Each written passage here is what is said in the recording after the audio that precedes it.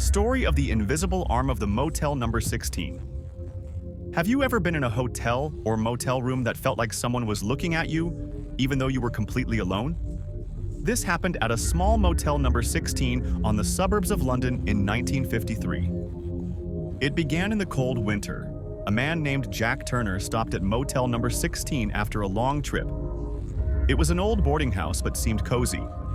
The innkeeper, an old woman with a mysterious smile, led him to room number 3, said to be the only room available. However, right from the moment he entered the room, Jack felt something unusual. The musty smell not only came from the old walls but seemed to emanate from the air itself. A portrait on the wall, depicting a middle-aged man with deep eyes, seemed to follow Jack's every step. Strange phenomena. First night. Jack woke up in the middle of the night, feeling like someone touched his shoulder. He turned on the light, but the room was completely empty. He thought he was probably just a dream. Second night. In his sleep, he heard a whisper near his ear. "Go. Go now." Jack jumped up, sweating, but saw nothing except the chair near the bed that had been knocked over. Third night. An invisible object squeezed his wrist while he slept. This time, Jack clearly saw bruises on his wrist, like traces of invisible fingers.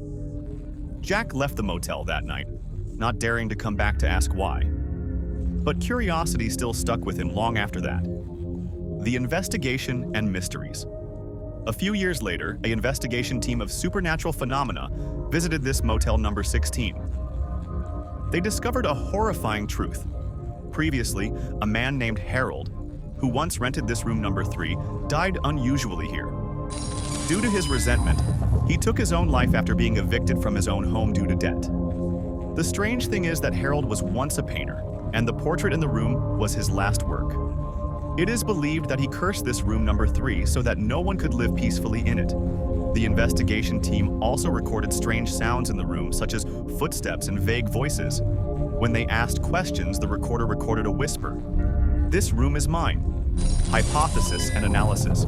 Some people believe that Harold's soul refused to leave because he felt injustice and resentment. Scientists believe that the feeling of being watched phenomenon may be related to infrasound waves, a type of low-frequency sound that causes feelings of insecurity and hallucinations. But the question remains. If it's just a hallucination, how can we explain the bruises on Jack's wrist? And did Harold's soul really haunt the room number 3? If you were Jack, what would you do? Will you face your fear or rush to run away like him?